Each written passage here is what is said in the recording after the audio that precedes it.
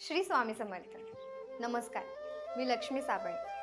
आज आपण स्वामी समर्थ महाराजांची अशी एक विलक्षण आणि हृदयस्पर्शी लीला जाणून घेणार आहोत, जी ऐकून स्वामी समर्थांच्या कृपेची आणि भक्तांवरील त्यांच्या अपार प्रेमाची जाणीव होईल. ही कथा आहे एका निष्ठावान भक्ताची. अक्कलकोटच्या आसपासच्या एका गावात स्वामी समर्थ महाराजांचा एक परमभक्त राहत होता. त्याचे संपूर्ण आयुष्य स्वामींच्या सेवेत आणि नामस्मरणात जात होते. सकाळी उठल्यापासून रात्री झोपेपर्यंत त्याच्या ओठांवर फक्त एकच नाव असायचे, श्री स्वामी समर्थ. गावातील लोक त्याच्या भक्तीचे कौतुक करत असत. कोणत्याही संकटात तो स्वामींचे नाव घेत असे आणि इतरांनाही श्रद्धा ठेवण्याचा सल्ला देत असे. एके दिवशी अचानक त्याची प्रकृती खालावली. सुरुवातीला साधा ताप वाटला, पण दिवसेंदिवस त्याची तब्येत अधिकच बिघडत गेली. गावातील वैद्यांना बोलवण्यात आले. विविध औषधे दिली गेली, पण काहीच फरक पडत नव्हता. काही दिवसातच तो अंथरुणाला खिळून राहिला. त्याचे शरीर अशक्त झाले. बोलण्याची ताकदही कमी झाली.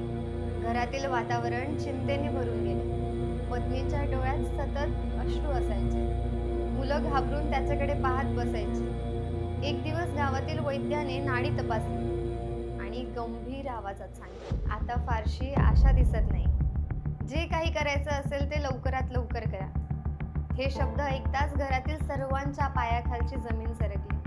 पत्नी मोठ्याने रडू लागली. नातेवाईकांना बोलवण्यात आले. घरात शोककळा पसरली. परंतु त्या भक्ताच्या ओठांवर अजूनही एकच नाव होते, स्वामी समर्थ, स्वामी समर्थ. त्या रात्री त्याची प्रकृती आणखी गंभीर झाली. श्वासोच्छ्वास मंदावू लागला. घरातील लोकांना वाटले की आता शेवटची वेळ जवळ आली आहे. पत्नीने रडत रडत स्वामी समर्थ महाराजांना प्रार्थना केली, महाराज, तुम्ही माझ्या पतीचे सर्वस्व आहात. त्यांनी आयुष्यभर तुमची भक्ती केली.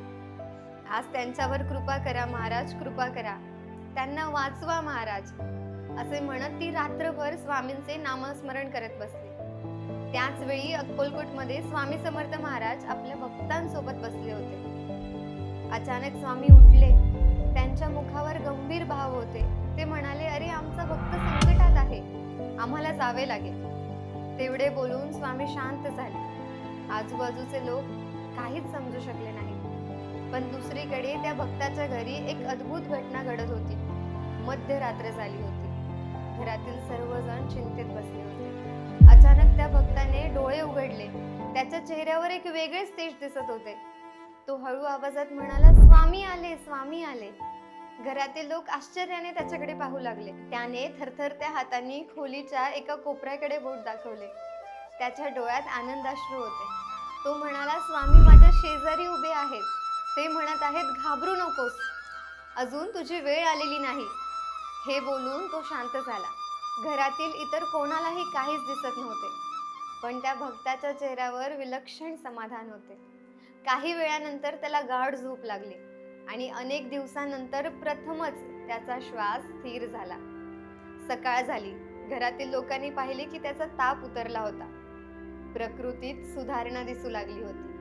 दिवसेंदिवस त्याची तब्येत सुधारत गेली. काही दिवसातच तो स्वतः उठून बसू लागला. आणखी काही दिवसांनी तो पूर्णपणे बरा झाला. ही बातमी संपूर्ण गावात पसरली. सर्वांना आश्चर्य वाटले.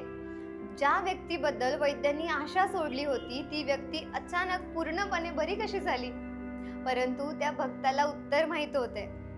तो नेहमी म्हणायचा, मला औषधांनी नाही तर स्वामींच्या कृपेने जीवनदान मिळाले आहे. काही दिवसांनी तो अक्कलकोटला गेला. स्वामी समर्थांच्या चरणी लोटांगण घातले.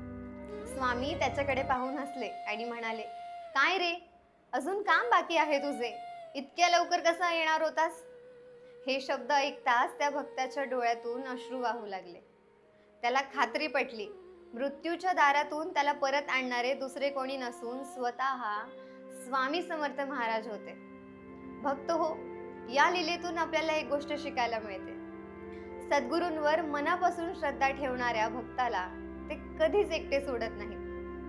संकट कितीही मोठे असो, परिस्थिती कितीही कठीण असो, सद्गुरूंची कृपा असेल तर अशक्यही शक्य होते. म्हणूनच म्हणतात, भिऊ नकोस, मी तुझ्या पाठीशी आहे. ही फक्त वाक्ये नाही, तर स्वामी समर्थांनी आपल्या भक्तांना दिलेले अभयवचन आहे. श्री स्वामी समर्थ.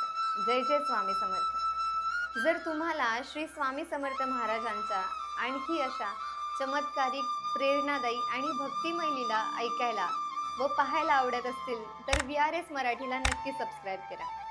तसेच हा व्हिडिओ आवडला असेल तर लाईक करा आणि कमेंटमध्ये श्री स्वामी समर्थ नक्की लिहा. श्री स्वामी समर्थ. जय जय स्वामी समर्थ.